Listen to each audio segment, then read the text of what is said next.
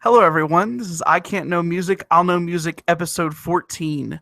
This is the podcast on theculturementpeople.com where we listen to an album every week and then talk about our thoughts for said album. My name is Michael Nipp. I'm here, as always, with my co host, Blake Wilson.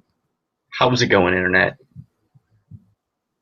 Yeah, we have a live chat. For those people that don't know they're listening to this, you can listen to the show live. It's either Monday or Tuesday night, depending. And there's a chat where you can talk about stuff, give input or whatnot.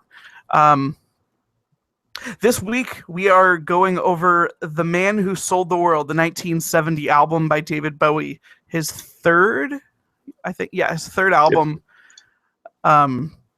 which David Bowie albums kind of make... They're sort of like milestones for the show of sorts because our name comes from the movie Band Slam, which the character in that movie really likes David Bowie.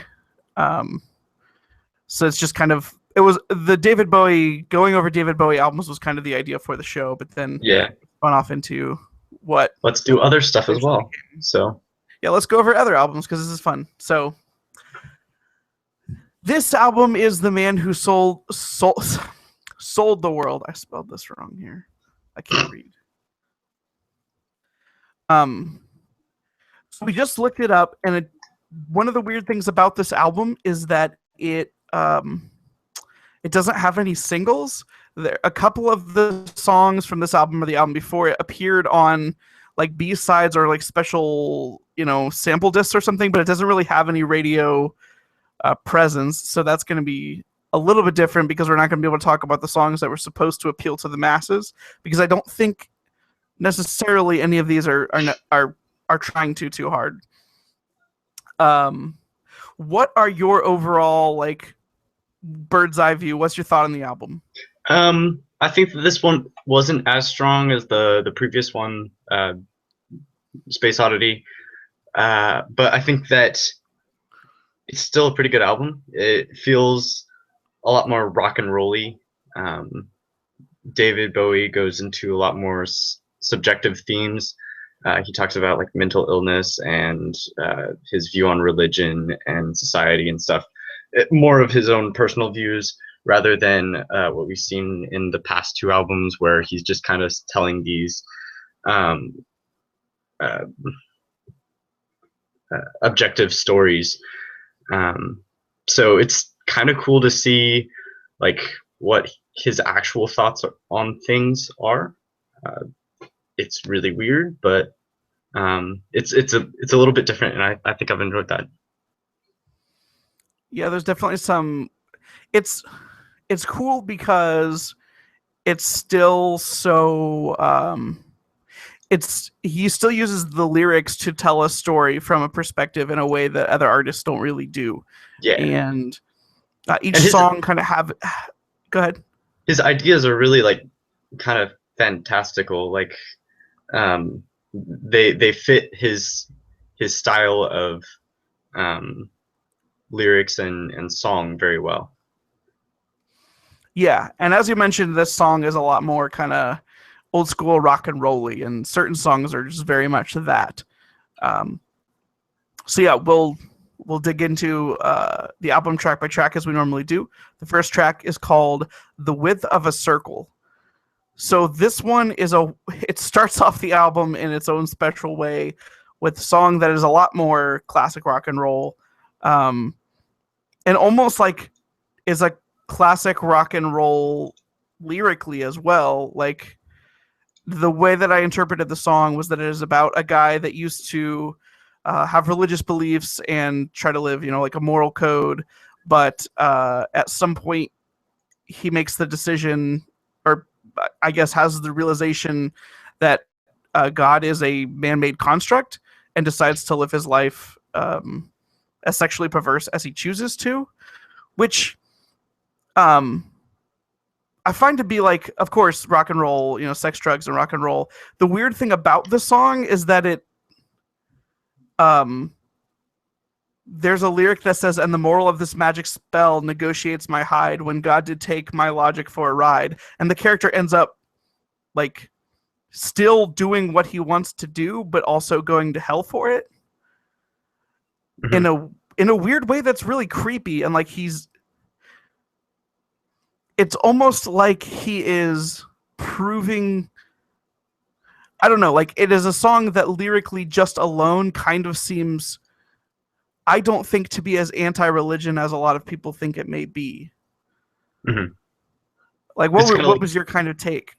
it's almost like a very, not very atheistic, but more like agnostic. Like, I'm just gonna do whatever. I know there's kind of a God out here, but I'm gonna just do whatever, and I'll take my consequences, but I'm still gonna do it. Um, Yeah, and which, the character in the song seems happy to go down this path, yeah, yeah, like but the it's like the path of this his own choosing. it's but it still seems creepy and bad that he's doing so.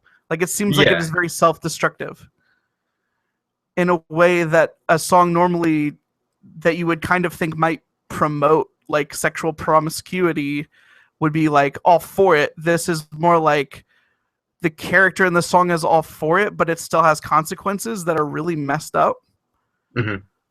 And it's, I don't know, it seems like a lot of people that I was reading on the internet made it seem like the song was just super super anti-religious, but I almost don't know if it is Hmm. because it's not like they're portraying that lifestyle in a positive light either. It's just Also, rebellious. really, yeah, it's really long. It's like 8 minutes long. It's a 10-minute track that There's opens the album, which it's an 8-minute okay. track. Never mind. But yeah, There's a there's a lot of psychedelic rock and soloing and exploration of like music in a way that I don't remember from the other two albums. It may have been there, hmm but I don't remember it as much. there wasn't nearly as much, Um, if there was any. what are your thoughts on the next song, track 2, All the Madmen? All right, so this one is a song. We see the narrator. It shows this madman who's in this asylum, and the doctors are telling him that he can leave, but he doesn't want to go out because the world is also a messed up place, and it is essentially like safer for him to be inside this asylum with um, all his friends, and he's safe and he's free to uh, like be creative. So he's doing things in the chorus. He's talking about where is it? It says, "I can fly. I will scream. I will break my arm. I will do me harm. Here I stand, foot in hand, talking to my wall. I'm not quite right at all, am I? I yeah." So he's like doing things so that he can stay in this asylum because he doesn't want to um, go out with all of the sad men um, and perish with them. So there's a couple interesting things about this track. One is, have we heard this song or a song with the same theme by Bowie before? Like this sounds so familiar to me, but I've listened to Um, this album so many times that I don't know if I that's don't think it. it was a Bowie song. It was the Pixies. Someone had a song about a lobotomy. It wasn't the Pixies. I'll, Was it Cake? it wasn't Cake. Oh, it was Pink Floyd. Mental Illness. Okay, maybe that's exactly what I'm thinking of. Um, because basically the theme of this song, more so than just the like strict theme, would be that it seems like the mental institutions are putting away people that have original ideas or like creative thought. Um, whereas like basically anyone that doesn't follow the doesn't conform to the societal norms is considered crazy, and like he values being with the madmen because they're the only ones with original thought, which I thought sounded familiar. That's because yeah, that Pink Uh, Floyd song is what I was thinking of. and it's called Brain Damage, not Mental Illness. Okay, but yeah, I think that's the feel of this song. This song, I think I also like the sound of this one quite a bit. Um, it reminds me a little bit more of like some of the feel of the Space Oddity tracks in my Yeah. brain, but I don't know if that's true. I It's been a think while this one since I heard sounds a Space lot like Oddity. a Space Oddity, the song itself. Um, Okay, yeah, with like the weird folky yeah, and it's beat. just like kind of this marching, ongoing beat. And even like they have a part where it kind of cuts the music a bit, and it has like a little like a talking bit that sounds kind of like when Bowie is singing over the radio in that song. Also, that part is like the main like explanation for the song. Where is the lyrics of that? Yeah, yeah. I thought that part was where can the horizon lie when a nation hides its organic mines in a cellar, dark and grim? They must be very dim. So, like, the idea of stifling creative thought, which that idea I think at least carries over a little bit because later on, there's at least one song that's specifically about communism that I think kind of holds true to that kind of mindset. Mm-hmm. So the next song is called Black Country Rock. I really like this one. Okay, I don't know what it's about, so I need your help. Okay.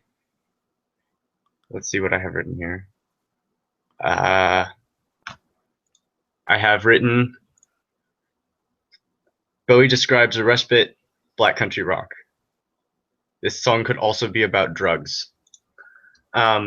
So yeah, there wasn't much I found on this one. The song, it talks about packing up a horse and going to this place called Black Country Rock, and just kind of, I guess, relaxing there. There's not much. It's only a single verse long, but there's one interpretation that I found that was saying that Black Country Rock was a metaphor for crack cocaine, which apparently David Bowie did a lot of, using the supporting line, well, it talks about like going up to this mountain or getting high and then seeing like a crazy view, and okay, the line is, some say the view is crazy, but others adopt another point of view. So if it's much too hazy, you can leave my friends and me with fun to do. So like, he's just saying if you're gonna be doing drugs, do drugs, I guess. And then if you don't want to do drugs, you don't have to do drugs.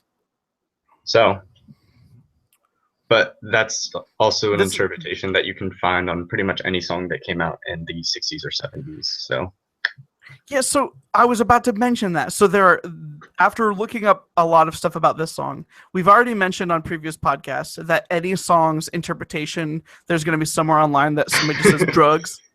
Sometimes it's just one word, just drugs. The other one that I figured out is almost everyone assumes that if a song is confusing, it's about the Holocaust. All songs that are confusing are about drugs or the Holocaust or potentially both.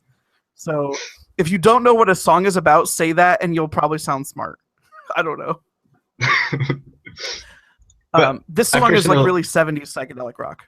Yeah, I really like this one. This one was probably my favorite song of the album. Whenever I put this song or the album on, I would skip to this track and start it there. It has this really like fat bass line and stuff like that. Yeah, it's a one of the main, I think, just like jam session songs. Yeah. The next song is called After All, which I find to be incredibly disturbing and creepy sounding. And it's also like it's like almost like Old West-ish. Like think like walking into a ghost town in the dark while this song is playing. I don't know. That's the feeling I got. I think it's more like creepy carnival, like at night. I don't know. Yeah, I see what you're saying though. Either way, it's like really folky.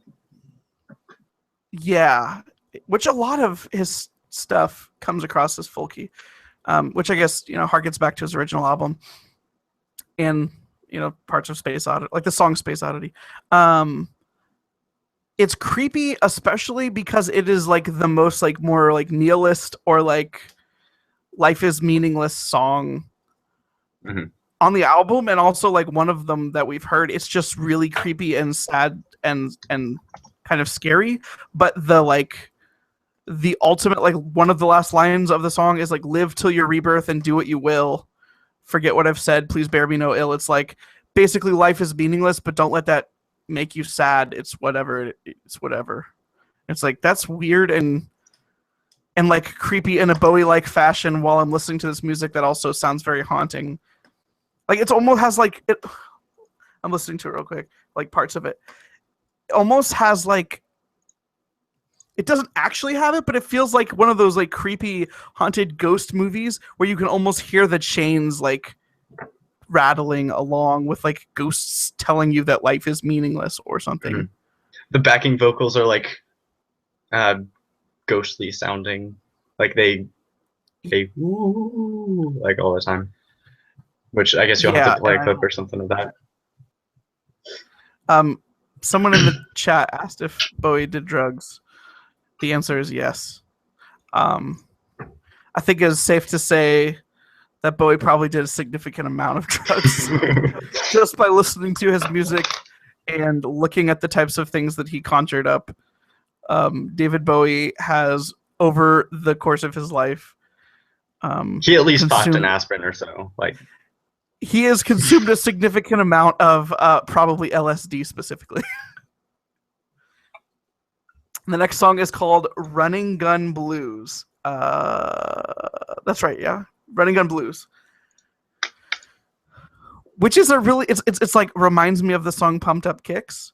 Like, it's a really happy song that's actually about murdering people. Specifically, it's like, it appears to be a mentally scarred Vietnam vet who now kills people because that's what he does and that's what he knows. Mm-hmm. But like, it's really upbeat and spunky and like supposed to feel fun, but it's really not a happy song at all. Yep. What do your notes say on the song Savior Machine? All right, Savior Machine was a pretty interesting song. It's a song about this president guy has this idea to make a machine that will solve all the world's problems. So they build this machine, the Savior Machine, and it solves all the world's problems. But then it realizes that it itself has become a problem, because in order for society to advance, we have to overcome problems. And if we don't have any problems to overcome, we can no longer advance. So it kind of like blows up on itself and starts going crazy and starts causing problems itself, like but killing people. Yeah, but it also knows that it itself is a problem. So he's telling people like, "Hey, I'm a problem. You guys should get rid of me." It's this very kind of paradoxical scenario it's having with itself.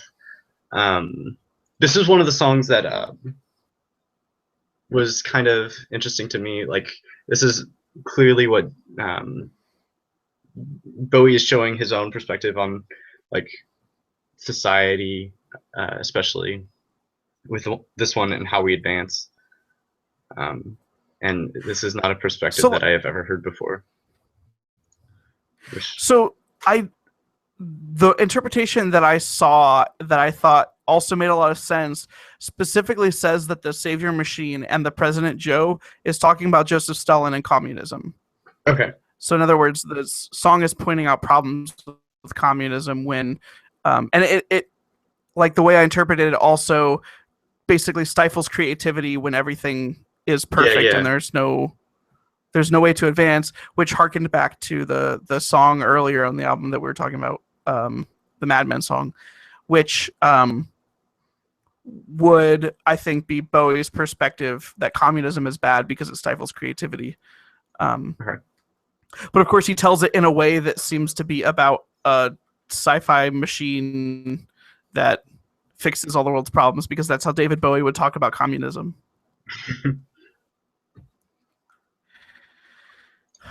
The next song is called She Shook Me Cold, which I assume if any song would have been a single, it would have been this one. It's actually the most stereotypical song on the album. It's almost like 70s. It's like straight 70s rock song about sex. Like, did you have any other perspective into that? I said crazy player dude meets his match. Obviously, a very sexual song. Yeah, like a dude talks about how he used to sleep with all the women, but then he gets hooked on this other girl. It's like one of my least favorite songs on the album, even though like it sounds like it just kind of sounds like random 70s rock song. Yeah, he like speaks Like the it doesn't lyrics the whole time, and I don't know. nothing about it is special, and it's just so plain and seemingly obvious that it's not interesting really at all. Even Yeah. though like it sounds like the song that the most people would have liked. What are your thoughts on the next song, The Man Who Sold the World? All right, this one was a bit harder to decipher, but what I got out of this song, this is Bowie. Apparently, in an interview, he talked about it. It was a song that kind of betrayed what he was going through at the time of him kind of finding himself and looking back at his former self and realizing that he kind of lost something about himself that he doesn't know what it was. Um, but yeah, this one was definitely a lot harder than all the other ones to kind of figure out. It's like so vague that it's hard to understand, but it's not vague in the way that makes it seem nonsensical. It's vague in the way that like a good song is like deep and you don't fully understand, but you know it means something important. Mm-hmm. Um, this is also like a relative, like it became a more popular song. Like Nirvana covered this song, and Yeah. 2015 has made this song really important because it's the theme song for the a video game Metal Gear Solid 5: The Phantom Pain. Oh, really? There's like a cover. Yeah, there's a cover. So it's a whole deal where the guy who makes those games is obsessed with American culture, and like evidently he really likes David Bowie as well because um, there's a couple different Bowie references in that game, even with one of them being the theme song, being this song, and then also Your Army is called Diamond Dogs, which is the name of a Bowie album as well. Nice. There's some That's awesome. there's some references and stuff. Yeah, but it's a weird sounding song that's almost like Middle Eastern to me. Mm-hmm. Um, with like strange percussion and voice effects. Um, there were like two interpretations I was kind of gathering. One is that the person that he talks to was like an old friend who was hooked on drugs, and then um, the drugs were there were like the two interpretations were basically that the drugs were bad for him and he thought he had them under control, but they ruined his life. And then the other one was that the drugs were good for him and that he was able to see so much more about the world because of the drugs.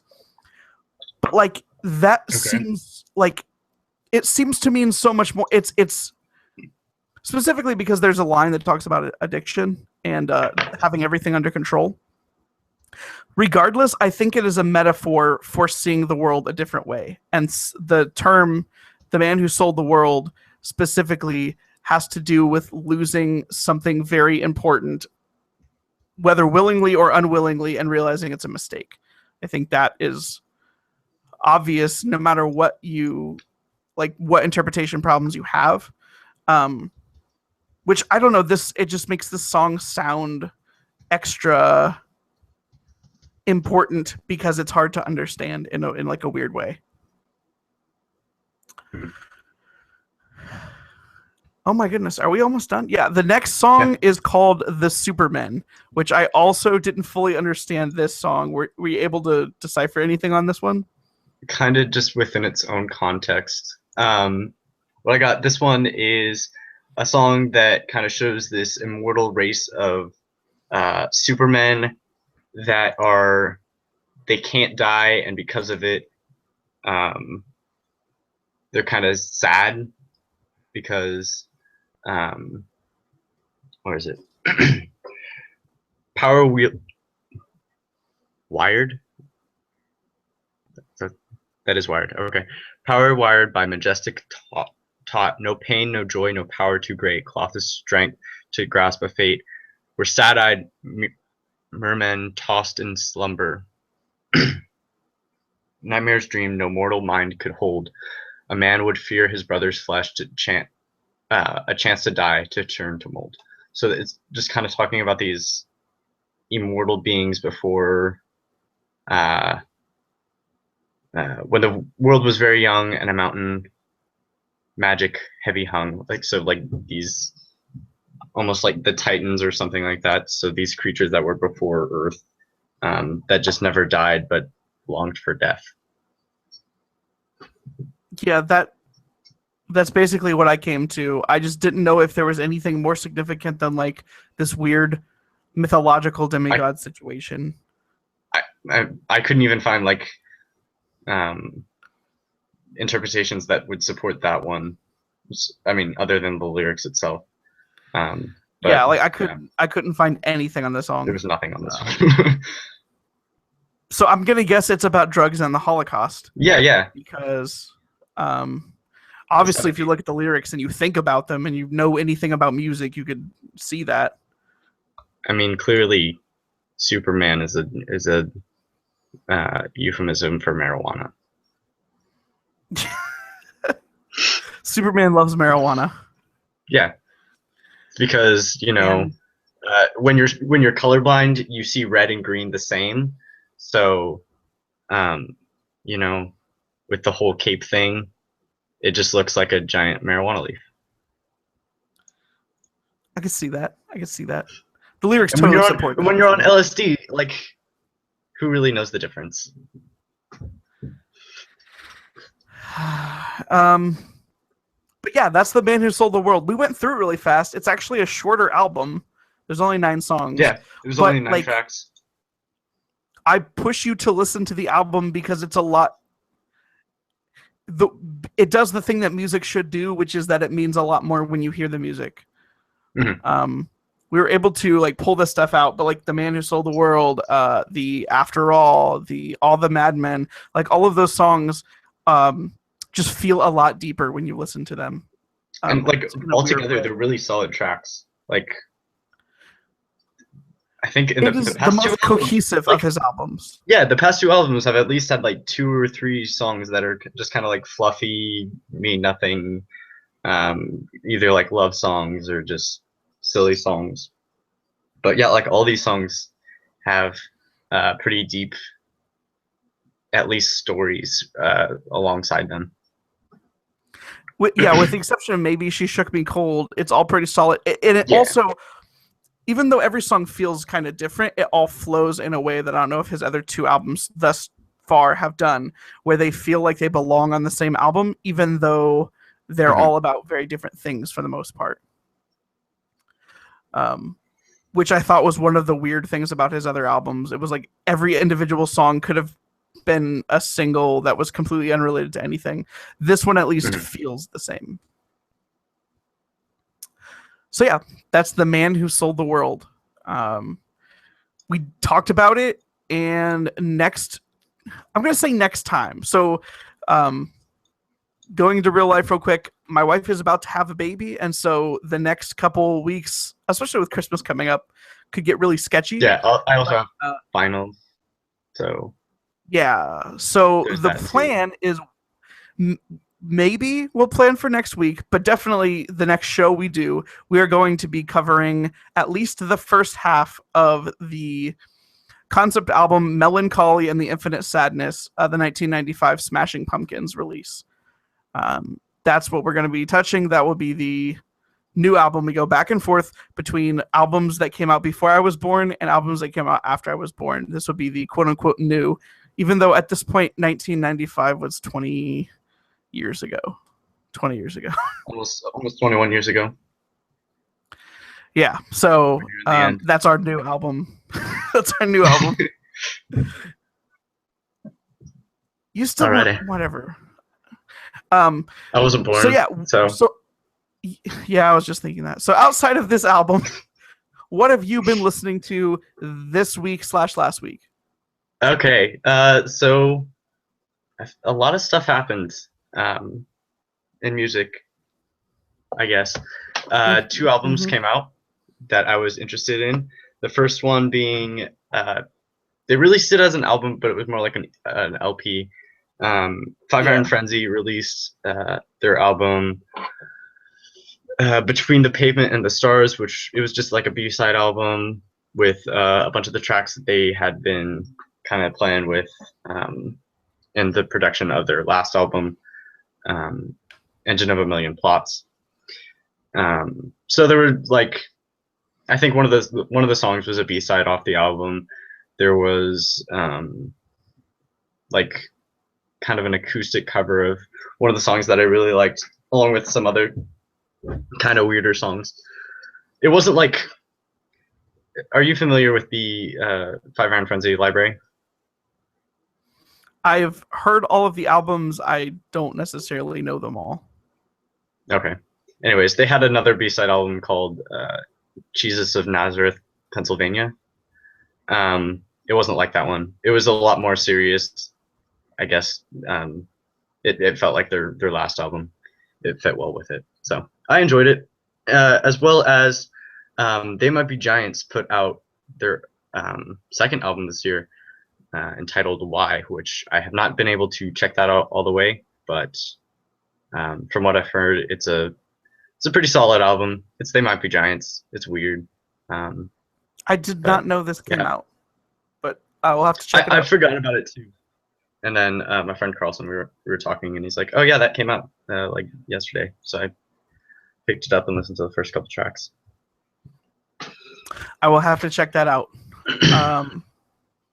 Something important happened in music this week, which I guess we should mention, even though I don't think either of us has actually listened to it. Okay. The artist Adele put out the album 25, and it basically smashed through all of the fastest selling records, I guess, because I think it's sold somewhere around 5 million in a week. What the reason that that's important, the reason that that's important for those people that don't know is because nearly all music critics assumed that when Taylor Swift released 1989 and it barely sold 1 million in a week, that it was going to be the last CD to sell 1 million copies in that time. Because in general, music purchasing is on the decline, largely because of piracy at first, but actually because now there's even legal ways to not buy music, which is like services like Spotify don't cost anything. They're ad supported, and you can listen to tons of music for free. And it's basically killed album sales. Like, it's weird because we also on this website we talk about video games on the show, hashtag follow the conversation.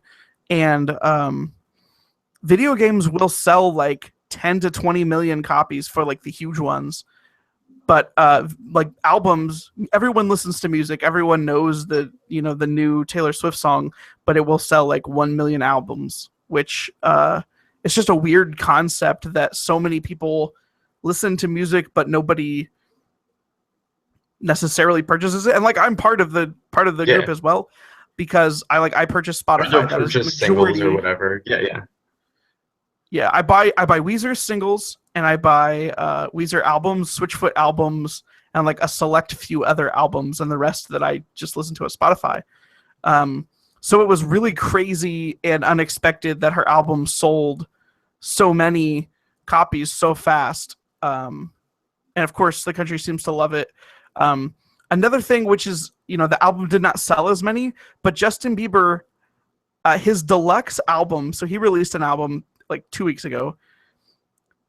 17 of the 18 tracks of that album were on the Billboard Top 100 at once, which Whoa. I also think broke a record. It used to be Drake's, I think, but I think it is probably some kind of ridiculous milestone when you release an album and every song is popular on the album. Like, I can't think of like songs like Thriller, or like albums like Thriller, half of the songs basically were top singles or whatever.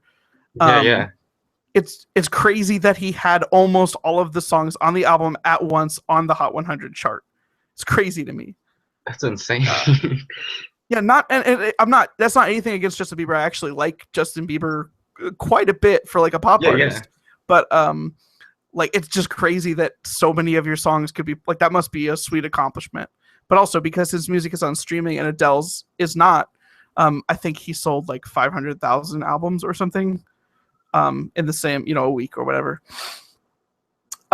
So that stuff was interesting. The main battle during Justin Bieber's week was going to be Justin Bieber and One Direction, and Justin Bieber, especially with the proof of that Hot 100 chart, smashed One Direction, which I'm okay with because I think Justin Bieber is much more talented than the people from One Direction.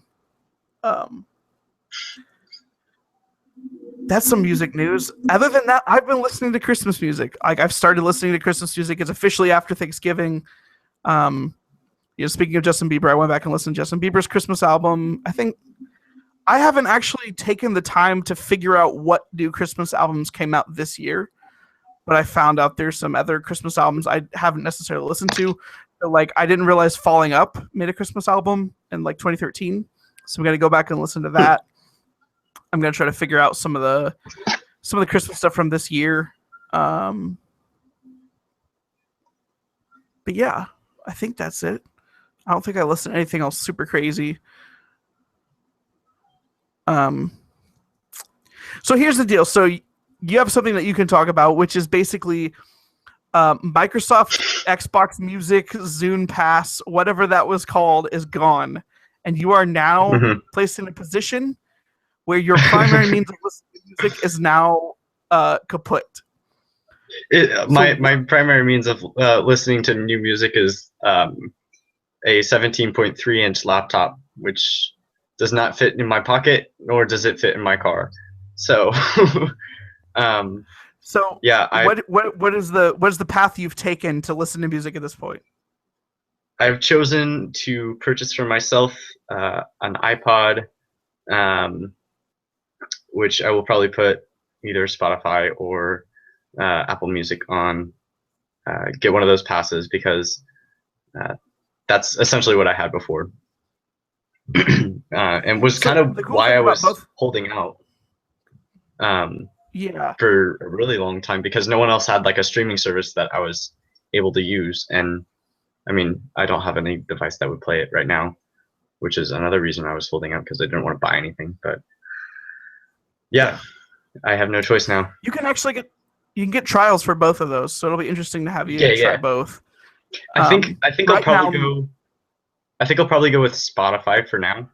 I know with being a student, I get it half off. Nice. So it's only $5 a month, as well as, I mean, that's what I've been using for almost like almost 2. Yeah. More. Has it been out for like 3 years? I feel like yes. Okay. I've probably been using it for as long as it's been,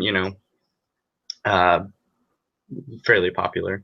So I have a lot of, stuff saved. I have playlists made, and that way I don't have to kind of recreate everything. Spotify's integration with Facebook makes it so useful for me. Like I like being able to see what my friends are listening to when, and like being able to share it so easily on Facebook and share playlists, send playlists and stuff. Like I really like that. I like that now I figured out embed codes. So if you check out this post on theculturalpeople.com, I'm going to try to embed the album so you can actually listen to the album if you want to from our page. That stuff is cool. And then, I don't know, it's just all my playlists are here. The thing about Apple Music that seems interesting is that they have a radio station that's hosted by live DJs that actually know what music, like they know new stuff about music, and they don't talk about stupid stuff like most radio DJs. And they're playing music that you may not have heard, which is super cool. Like it sounds like all of the like best parts about radio actually in one place. But I'm using an Android phone, and it makes it hard to use that app right now until they get it fixed because it's in beta. It's a single station, right? It's not like multiple stations. It's one station that has like different shows and like different celebrities host different times, and that like it's just like a radio station that's actually cool because it has like important music people, and they talk about things, and like when Weezer's song, what's their second single recently? Do you want to get high? The one about "Do You Want to Get High" was debuted on there, and they actually interviewed Rivers, after the song, and they do that kind of stuff often, and it just seems like a really cool actual like radio station like that answers the promise of what radio stations could be, but the radio stations on your radio station or radio don't actually meet that wish. Yeah, This actually does. And so also Jaden Smith evidently hosts a show that I really want to hear at some point because that kid's crazy. Check out his Twitter account. But yeah, I don't know. I want to try some more of that Apple Music, especially that radio, specifically actually the radio Beats One radio station. But so far I can't do it very easily. Anyway, so once you get your iPod, you'll actually be able to be accessed socially. You can get an Instagram and you can mess with Twitter more often. And I'll just like constantly post pictures of all the food that I ate. So you'll get like pictures at 3 o'clock in the morning of the amount of hot dogs that I eat, or the giant plate of eggs. Yeah, my multiple cans of peaches. I have like a giant stash in the back of my closet. Every time you listen to Peaches, every time you eat food, and every time you listen to an album, you should just take a picture and then tweet it. Take a picture. Yes, I'll do that. Outside of that, and until you're accessible, you can find me at twitter.com/MichaelNipp, MichaelKnipp, or facebook.com/TheRealMichaelNipp.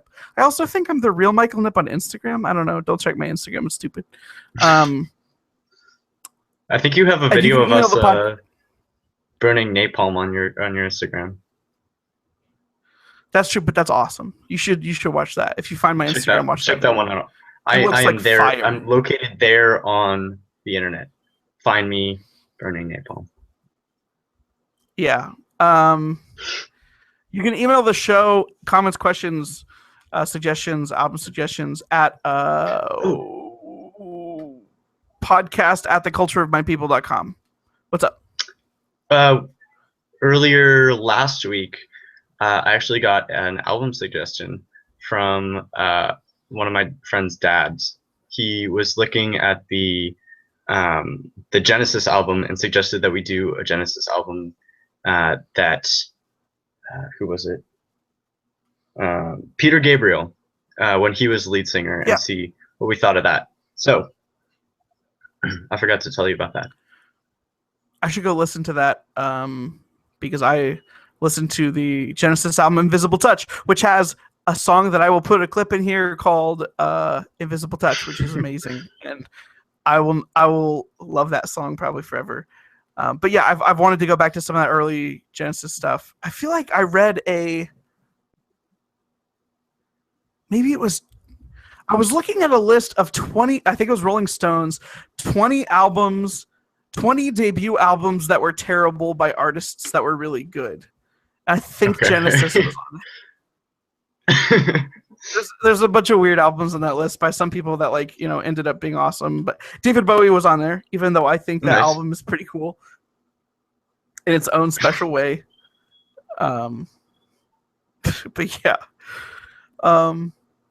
So anything else that you have? I don't think so. I think we're good. All right, cool. So make sure to if you listen to the show, don't like and subscribe. Wait, we are on YouTube, so yes, you can like and subscribe. We're also on iTunes if you want to hear the audio version of the podcast, which I do recommend the audio version because I don't have to deal with YouTube copyright, so I will actually put song clips of all of the songs as we talk about them in the audio version. But that's not what I was going to say. I don't remember what I was going to say. Oh, make sure, I think that this show you would benefit from it by hearing the album before or after, or maybe both, that you hear the podcast. Possibly during. So, possibly during, which is why I will try to embed the Spotify code. But the next album next week, as I said once, but we're going to mention it again, is Melancholy and the Infinite Sadness by the Smashing Pumpkins. So if you want to give that a listen before the next show, that'd be cool. We can enjoy it together. But it may not be next week, even though I said that, because I don't know when the baby's coming. Mhm.